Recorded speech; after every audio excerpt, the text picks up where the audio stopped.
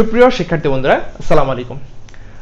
নবম শ্রেণীর সুপ্রিয় শিক্ষার্থী বন্ধুরা, তোমাদের নবম সপ্তাহের অ্যাসাইনমেন্টের প্রশ্নগুলোর আলোকে আজকে আমরা অ্যান্সার দেখব। তোমরা জানো তালুজার একাডেমি শতভাগ নির্ভুল অ্যান্সারগুলো সবার আগে তোমাদেরকে দিয়ে থাকে। তারই ধারাবাহিকতায় আজকে আমরা নবম সপ্তাহের অ্যাসাইনমেন্টের অ্যান্সারগুলো দেখব। যারা প্রথম সপ্তাহ থেকে শুরু করে অষ্টম সপ্তাহ পর্যন্ত অ্যাসাইনমেন্টগুলো এখনো করোনি, তোমাদেরকে বলছি তোমরা সেই অ্যাসাইনমেন্টের অ্যান্সারগুলো করে নাও, যাতে কোনো সমস্যা না হয়, কারণ পরবর্তী ক্লাসে উত্তীর্ণ হবে তোমরা অ্যাসাইনমেন্টের মাধ্যমেই। তো খুব গুরুত্ব সহকারে অ্যাসাইনমেন্টগুলো করে নিবে। তো চলো আমরা কম্পিউটার সেকেন্ড গিয়ে নবম সপ্তাহের অ্যাসাইনমেন্টের অ্যান্সারগুলো দেখে আসি। আরেকটি কথা, যারা আমার চ্যানেলটি এখন সাবস্ক্রাইব করেনি, চ্যানেলটি সাবস্ক্রাইব করে দাও, আর ভিডিওগুলো বেশি বেশি বন্ধুদের মাঝে শেয়ার করে দাও। নবম শ্রেণীর সুপ্রিয় শিক্ষার্থী বন্ধুরা, তোমাদের নবম সপ্তাহের বাংলাদেশের ইতিহাস ও বিশ্ব সভ্যতা মানে হিস্ট্রি যেটা, সেটার অ্যান্সার দেখার জন্য আমরা এখন কম্পিউটার সেকেন্ড চলে আসলাম। তোমার নবম সপ্তাহে এই বিষয়টি রয়েছে যারা মানবিক বিভাগে বা যারা আর্টসে পড়ো তাদের জন্য। নবম সপ্তাহের বাকি যেই বিষয়গুলো সেগুলোর অ্যান্সার আমাদের চ্যানেলে দেওয়া আছে। ফিজিক্স এবং বায়োলজি যারা সায়েন্সে পড়ো তাদের জন্য সেটির অ্যান্সার আছে। তারপর যারা ব্যবসা শাখায় পড়ো তাদের জন্য, যারা কমার্সে পড়ো তাদের জন্য হিসাব বিজ্ঞান এবং ফিনান্স ও ব্যাংকিং সেটির অ্যান্সার আমাদের চ্যানেলে দেওয়া আছে, তোমরা চাইলে সেগুলো দেখে আসতে পারো। আর 6 থেকে 10 পর্যন্ত সকল ক্লাসের অ্যাসাইনমেন্ট আমাদের তালুকদার একাডেমিতে আছে, তোমরা চাইলে প্লে লিস্টগুলো গিয়ে দেখে আসতে পারো। আর একাদশ শ্রেণীর অ্যাসাইনমেন্টগুলো তালুকদার হেল্পলাইন চ্যানেলে আছে। তো হচ্ছে আমাদের অ্যান্সার। আমরা অ্যান্সারের আগে প্রশ্নটি দেখে নেই এবং শিরোনামটি কী হবে সেটি জেনে আসি। নবম শ্রেণী বাংলাদেশের ইতিহাস ও বিশ্ব সভ্যতা, এটি অ্যাসাইনমেন্ট বা নির্ধারিত কাজ 2, যেহেতু এর আগে একটা অ্যাসাইনমেন্ট হয়েছে। এবং দ্বিতীয় অধ্যায় বিশ্ব সভ্যতা থেকে প্রশ্ন করা হয়েছে। প্রশ্নটি হচ্ছে বিশ্ব সভ্যতা বিকাশে গ্রিক ও রোমান সভ্যতার ভূমিকা। বিশ্ব সভ্যতার যে বিকাশ, এই বিকাশে গ্রিক সভ্যতা এবং রোমান সভ্যতার কি ভূমিকা আছে সেটা সম্পর্কে একটি প্রতিবেদন রচনা করতে হবে এবং এইটা 200-250 থেকে 300 শব্দের মধ্যে হতে হবে। এটা অ্যাসাইনমেন্টের প্রশ্ন। তবে আমরা অ্যাসাইনমেন্টের শিরোনাম কী হবে, যত অনেকেই প্রশ্ন করে অ্যাসাইনমেন্টের শিরোনাম কী হবে কমেন্ট সেকশনে লিখে ভরিয়ে ফেলো। তাই আমরা এখানে একেবারে খুব সুন্দরভাবে তোমাদেরকে লিখে দিলাম। শ্রেণী নবম শ্রেণীর জন্য বিষয় হচ্ছে বাংলাদেশের ইতিহাস ও বিশ্ব সভ্যতা। অ্যাসাইনমেন্ট নং 2, অনেক ইতিহাস লেখে, ইতিহাস লেখা যাবে না, পুরো বিষয়টার নাম লিখতে হবে বাংলাদেশের ইতিহাস ও বিশ্ব সভ্যতা। অ্যাসাইনমেন্ট নং 2 এবং অ্যাসাইনমেন্টের শিরোনাম বিশ্ব সভ্যতার বিকাশে গ্রিক ও রোমান সভ্যতার ভূমিকা। তাহলে অ্যাসাইনমেন্টের শিরোনাম হবে বিশ্ব সভ্যতার বিকাশে গ্রিক ও রোমান সভ্যতার ভূমিকা। এবার আমরা অ্যান্সারে চলে যাই। যদি প্রতিবেদন লিখতে হবে অবশ্যই এখানে আবেদনপত্র মতো করে লিখতে হবে। তো তারিখ 29/জুন/2021, তুমি যে তারিখে লিখবে সেই তারিখটি এখানে দিবে। বরাবর প্রধান শিক্ষক মতিঝিল মডেল সরকারি উচ্চ বিদ্যালয়, মতিঝিল, ঢাকা। এখানে তুমি তোমার স্কুলের নাম দিবে, তোমার যে স্কুলে শিক্ষার্থী যে স্কুলে পড়ো সেই স্কুলের নাম দিবে এবং তোমার স্কুলের ঠিকানা দিবে। আমরা এখানে একটা ঠিকানা দিয়ে দিলাম, মতিঝিল, ঢাকা। তোমরা তোমাদের ঠিকানা দিবে। বিষয় বিশ্ব সভ্যতা বিকাশে গ্রিক ও রোমান সভ্যতার ভূমিকা বিষয়ক প্রতিবেদন, এটা হচ্ছে বিষয়। তো জনাব, বিনীত নিবেদন এই যে 28/জুন/2021 তারিখে প্রকাশিত আপনার আদেশ, আপনার যে একটা আদেশ, যেই আদেশ যার স্মারক নং ম ম স উ বি। ম ম স এটা আসলে কি? মতিঝিলের ম, মডেলের ম, সরকারি স, উচ্চের উ, বিদ্যালয়ের বি। এটাই হচ্ছে এটা স্মারক। হ্যাঁ, তোমরা তোমাদের স্কুলের যেই নাম সেই নামের সংক্ষিপ্ত রূপটা এখানে বসিয়ে দিবা। হাইপেন দিয়ে 06/2021 অনুসারে বিশ্ব সভ্যতা বিকাশে গ্রিক ও রোমান সভ্যতার ভূমিকা বিষয়ক প্রতিবেদনটি নিম্নে পেশ করছি। তো প্রতিবেদনের একটা এই হেডলাইন লাগে, তো আমরা হেডলাইনটি দিলাম বিশ্ব সভ্যতা বিকাশে গ্রিক ও রোমান সভ্যতার ভূমিকা। ভূমিকা প্রথমে আসবে ভূমিকা। পৃথিবী সৃষ্টির আদি থেকে নানা উত্থান পতনের মানব সভ্যতা আজ এই পর্যায়ে এসে পৌঁছেছে। আর এই কারণে মানব সভ্যতার বিকাশ বিশ্বের বিভিন্ন স্থানে বিভিন্ন সময়ে ঘটেছে। আজ থেকে আনুমানিক প্রায় 10,000 বছর পূর্বে শিকারী সমাজ থেকে ভিত্তিক সমাজের উদ্ভব ঘটে। মাত্র 7,000 বছর পূর্বে নগরকেন্দ্রিক সভ্যতার সৃষ্টি করে। কৃষিভিত্তিক সমাজ গড়ে ওঠার ফলে কৃষিজীবী, পশুপালন ও শিকারী এই দুভাগে মানব, একটা হচ্ছে কৃষিজীবী আর একটা হচ্ছে পশুপালন ও শিকারী, এই দুই ভাগে মানব সমাজ বিভক্ত হয়ে পড়ে। ফলে কৃষক ও পশুপালক সমাজের মানুষেরা নানা বহুবিধ উন্নত কর্মকৌশল আবিষ্কার করতে থাকে এবং মানুষ স্থায়ীভাবে গ্রামে বসবাস শুরু করে। সকল আবিষ্কার একের পর এক ঘটেছিল পশ্চিম এশিয়া, ভূমধ্য সাগরের কোল ঘেঁষে, পূর্ব ইউরোপ ও তৎসংলগ্ন উত্তর আফ্রিকায়। যার ফলে পশ্চিম এশিয়ায় মেসোপটেমিয়া, পূর্ব ইউরোপের নিম্ন বলকান অঞ্চল ও মিশরের প্রথম নগরকেন্দ্রিক সভ্যতার উদ্ভব ও বিকাশ ঘটে। আধুনিক মানব সমাজ এই সকল সভ্যতার নিকট ঋণী। তো প্রথমে আসে গ্রিক সভ্যতা। তো হাইপেন তোমরা হেডলাইন দিয়ে দিবা গ্রিক সভ্যতা। গ্রিক সভ্যতার উৎপত্তি স্থল ইউরোপ মহাদেশের গ্রিক রাষ্ট্রের অন্তর্গত প্রাচীন কয়েকটি শহরকে কেন্দ্র করে গ্রিক সভ্যতার উদ্ভব ঘটে। বলকান উপকূলের দক্ষিণাংশে অবস্থিত গ্রিক প্রায় 5,000 বর্গমাইল ব্যাপী বিস্তৃত। ভূপ্রকৃতি এই দেশটিকে 3টি ভাগে বিভক্ত করে দিয়েছে: দক্ষিণ গ্রিস, মধ্য গ্রিস ও উত্তর গ্রিস। গ্রিস আর গ্রিক একই জিনিস, সেখানে আমরা গ্রিসে দিলাম। মেসিডোনিয়ান অধিপতি আলেকজান্ডারের শাসনামলে একসাথে দিও, শাসনামলে সভ্যতা সীমা ছাড়িয়ে আধুনিক মিশর, ইসরায়েল, ফিলিস্তিন, লেবানন, সিরিয়া, ইরাক ও ইরান হয়ে ভারতবর্ষ বিস্তৃত হয়েছিল। তারপর এখানে তোমাদের যেহেতু ছবি দিতে বলেছে প্রশ্নে, দেখো এখানে লেখা আছে নির্দেশনায় যে সভ্যতা দুটোর তথ্য ও ছবি বিভিন্ন পত্রপত্রিকা থেকে সহায়তা করে সংযোজন করা যেতে পারে। তো এটা একবার এসেনশিয়াল না, যারা দিতে চাও তারা চাইলে দিতে পারো। আমরা এই ভিডিও ডেসক্রিপশন বক্সে ছবিগুলো লিঙ্ক দিয়ে দিব, তোমরা চাইলে সেখান থেকে ছবিগুলো নিয়ে প্রিন্ট করে ছবিগুলো তোমাদের অ্যাসাইনমেন্টের সাথে যুক্ত করে দিতে পারো। ভিডিও ডেসক্রিপশন বক্সে লিঙ্ক দেওয়া আছে। এছাড়াও আমাদের যে ওয়েবসাইট আছে সেখানে গেলেও তোমরা পাবা, শিক্ষা360.blogspot.com, সেই ওয়েবসাইটে গেলেও তোমরা ছবি দুটি পেয়ে যাবা। তো এখানে চিত্র হচ্ছে গ্রিক সভ্যতার চিত্র, এখানে দুটি চিত্র আমরা দিয়ে দিলাম। গ্রিকদের রাজনৈতিক ইতিহাস।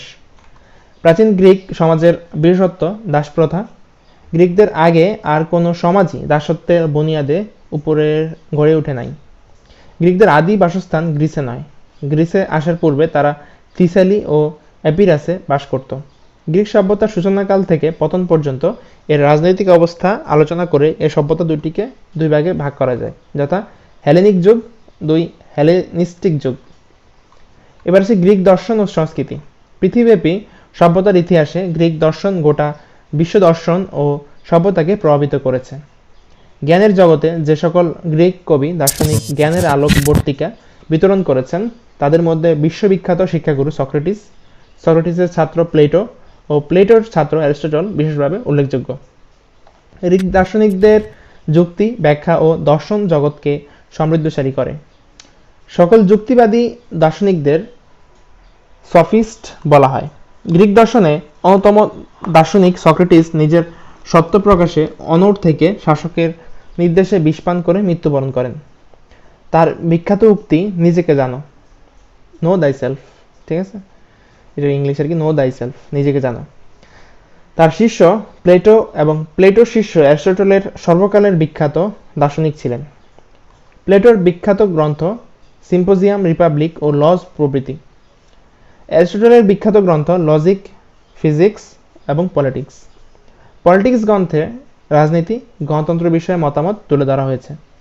প্লেটোর বিখ্যাত গ্রন্থ দি রিপাবলিক। আর বিশ্ব বিজেত আলেকজান্ডার নিজেও একজন দার্শনিক ও জ্ঞানী ব্যক্তি ছিলেন। তার শিক্ষক ছিলেন দার্শনিক প্লেটো। এবার আসি গ্রিক সাহিত্য। হোমারের যুগে গ্রিক সাহিত্যের চূড়ান্ত বিকাশ ঘটে, যদিও হোমারের সাহিত্য নিয়ে আলোচনা হয়েছে। হোমারের মহাকাব্য ইলিয়াড ও ওডিসিতে গ্রিকদের বীরত্বের কাহিনী বর্ণিত হয়েছে। হোমারিক যুগের পরে গ্রিক সমাজে গীতিকাব্য ও শোকগাথার আবির্ভাব ঘটে। এই সকল শোকগাথায় ব্যক্তিগত প্রণয় কাহিনীর বিবরণ রয়েছে। সোলেন ছিলেন একজন বিখ্যাত গীতিকাব্য রচয়িতা। এছাড়া বিখ্যাত নাট্যকার ছিলেন এসকাইলাস, সোফোক্লিস, ইউরোপিডিস প্রমুখ। গ্রিক ইতিহাসের জনক ছিলেন গ্রিসের বিখ্যাত ঐতিহাসিক হেরোডোটাস, যিনি 484 থেকে 425 খ্রিস্টপূর্ব পর্যন্ত বেঁচে ছিলেন। এটা হচ্ছে খ্রিস্টাব্দ, এটা খ্রিস্টপূর্ব, না এটা খ্রিস্টপূর্ব, এটা খ্রিস্টপূর্ব, তাই যেহেতু কমতেছে তাই 484 থেকে 425 দিকে যাবে। ইতিহাস শব্দের ইংরেজি শব্দ হিস্ট্রি শব্দটি গ্রিক ভাষার শব্দ।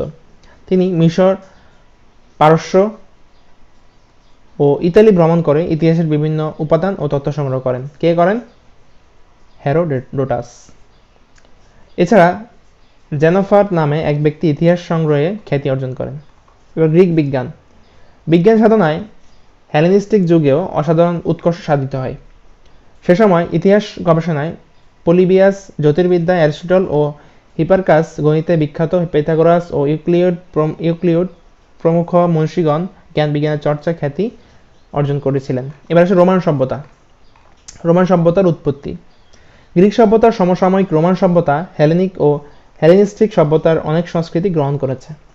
ঐতিহাসিকদের ধারণা 753 খ্রিস্টপূর্বাব্দে রোম নগরী প্রতিষ্ঠিত হয়। রাজা রোমুলাস এর নাম অনুসারে রোম নগরীর নামকরণ করা হয়। টাইবার নদীর তীরে অবস্থিত প্রাচীন রোমান নগরীকে বিশ্বের রাজধানী বলা হয়। কারণ রোম নগরীর সঙ্গে ইউরোপ, আফ্রিকা ও এশিয়া মহাদেশের বিস্তৃত যোগাযোগ ছিল। রোমীয় সমাজ ও সংস্কৃতির প্রভাব ভূমধ্যসাগরের অঞ্চল সহ উত্তর ব্রিটেন, জার্মানি, পূর্বে মেসোপটেমিয়া ও দক্ষিণে মিশর ও লিবিয়া পর্যন্ত বিস্তৃত ছিল। এটা হচ্ছে তোমাদের রোমান সভ্যতার দুইটা চিত্র।